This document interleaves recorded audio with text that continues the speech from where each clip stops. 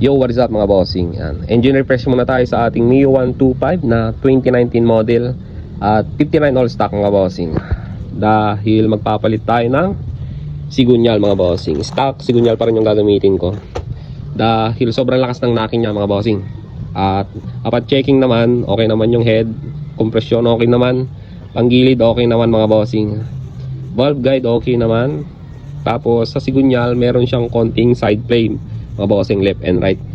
So matik yan. Lumuwag na yung lagayan ng bearing mga bossing sa sigunyal. Sobrang lakas talaga ng knocking niya, lalo na sa arangkada. Tapos may angkas pa. Pero high speed nawawala naman siya. Kaya ito, nalinisan na natin. Tapos start na natin baklasin mga bossing.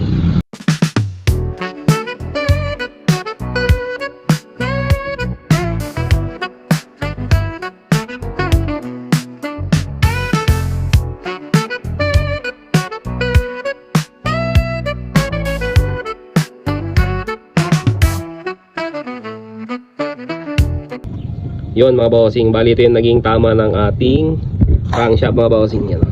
Merong siyang side play, left and right mga bossing.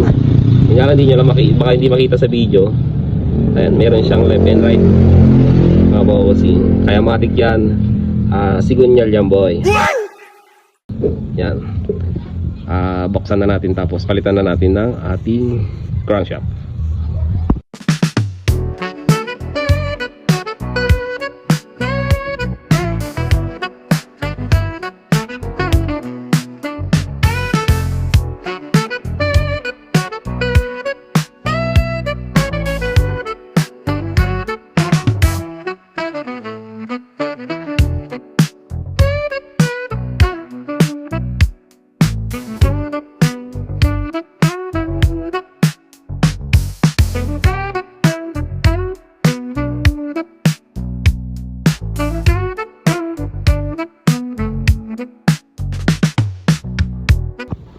Yon mga bossing, update tayo.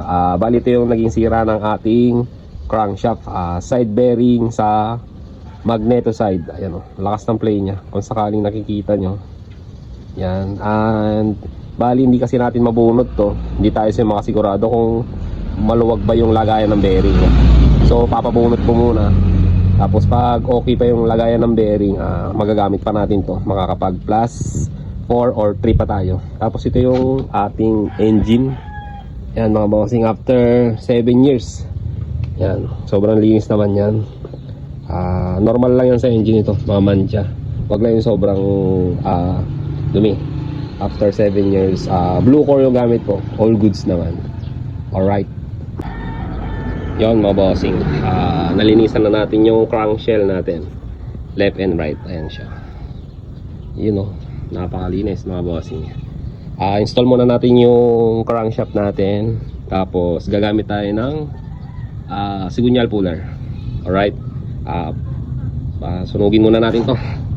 Kailangan muna natin magluto para mas madali natin install yung, dahil wala tayong torch. Yan, gagamit tayo ng pinagbabawal na technique. Alright. Yan mga bossing, magluluto muna tayo ng crankshell. Install natin to para hindi na natin siya pupupukin mga bossing. Tapos gamitan natin ng sigunyal puller. Alright. Yan, install na natin mga bossing. Yan, lagyan nyo lang oil mga bossing. Tapos napainitan na rin natin to. Tapos tip lang mga bossing, pag sa crankshell nyo unahin, yung pangalan ng bearing, yan, dapat nasa taas. Alright, install na natin. Mga bossing, install na natin yung ating crankshaft. Bali unahin natin yung bearing. Yan, nakalagay na. Sagyan lang natin ng oil. Bali pa genuine pala mga bossing, nakahiwalay yung side bearing niya bossing, no? Hindi siya magkasama. Yan, install na natin.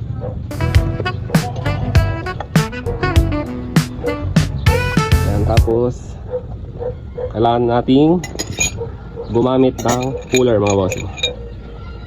Install na natin. Ito. Tapos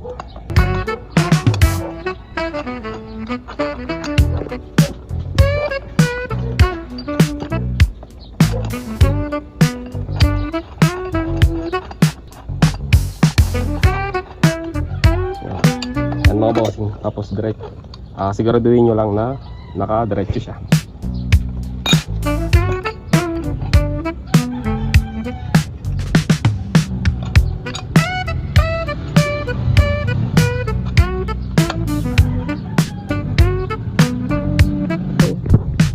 Yan mga bossing, na-install na natin tong puller, crankshaft puller natin.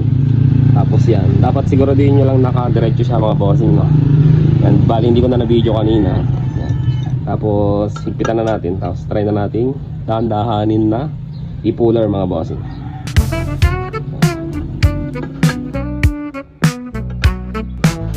Siguraduhin nyo lang mga bossing na hindi tatama to. Lagi nyo hawakan tong conrad ng inyong mga sigunyal mga bossing. Baka nandito, mga babatak yan, patay. Ay lagi nyo double check. Dahan-dahan lang mga bossing.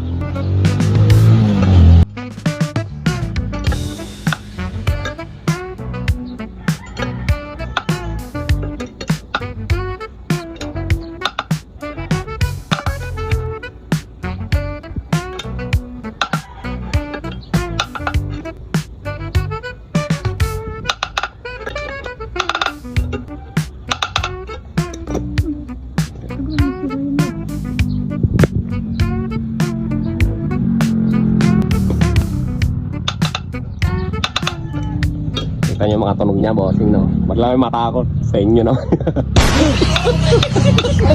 Pag naputol, patay. Diba, malapit na.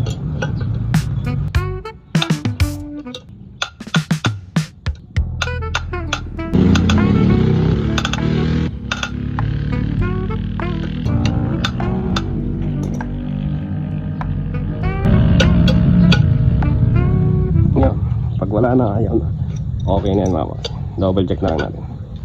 Ang galing natin.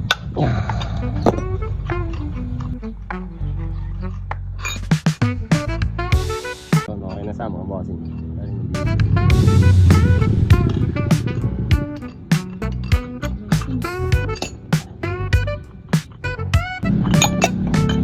Yan mga boss. Install natin yung crankshaft natin. Okay naman siya.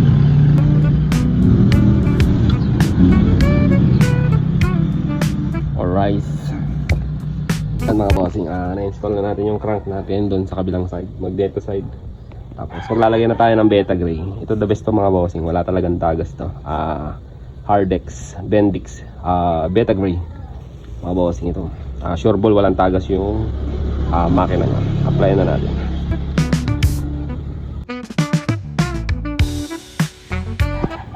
Yan mga bossing, install na natin yung crank natin dito sa CVT crank, crank shell mga bossing yan. Tapos dito hindi mo na kailangan painitan mga bossing, diretso salpak na lang to. Bali dito na lang nila ginagamitan kasi ng puller. Pero kung sakali naman na install nyo na yung bearing tsaka nito, yun sakto, painit lang, mas madali. Yun nga lang, pag genuine kasi matik hiwalay yan mga bossing. Tapos install na natin. Make sure lang mga bossing na lagi malinis to, no? Para iwas backlash na naman. Yan, para dumikit yung ating beta gray. Alright.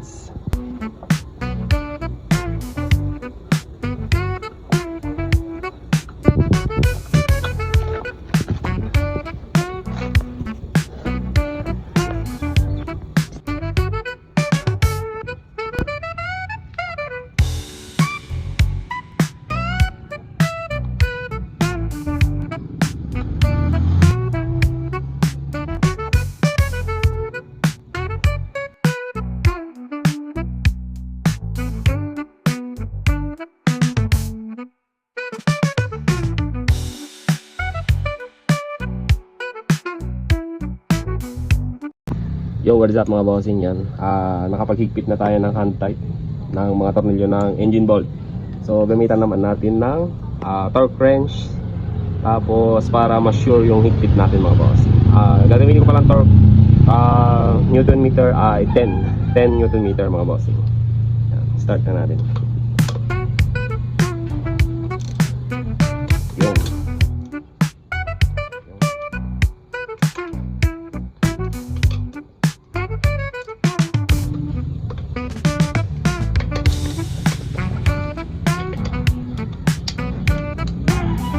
Yan Yan mga bossing, nagpitan na natin ng 10 Newton meter, tapos double check na lang natin yung crank kung okay yung play nya. Taas na natin mo. Yeah.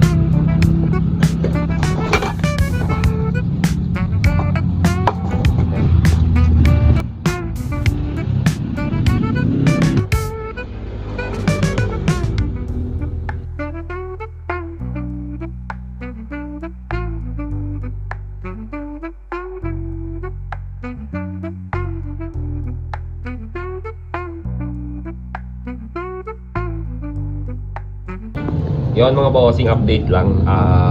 Nakapaglinis na tayo ng ating motor. Medyo natagalan tayo. Nasalpak ko na yung valve seal ng CRP. Tapos ito na yung bago nating valve spring ng Sun Racing mga bossing. Bali kailangan mo talaga magpalit ng valve spring once na nag-open ka na or nag-refresh ka na. Dahil yung kaibahan nila, ito yung gamit, ito yung bago mga bossing. Tingnan nyo yung haba. Ayan mga bossing, oh. Umiksi yung gamit na. So para maiwasan lagi yung pagputol ng valve spring, yan, kailangan natin mag-refresh para iwas aberya sa biyahe mga bossing. Yan, update ko ulit kayo mga bossing pag tapos na tayo sa ating motor. Alright. Yo, what is up mga bossing? Update, tapos na yung ating Mio 125. Yun, ganabi tayo. Hindi na tayo nakapag-video kanina dahil may ginawa pa tayo. Yan, first start na natin mga bossing. Yan, start. Yan. Okay naman mga bossing. Yung oil cooler ko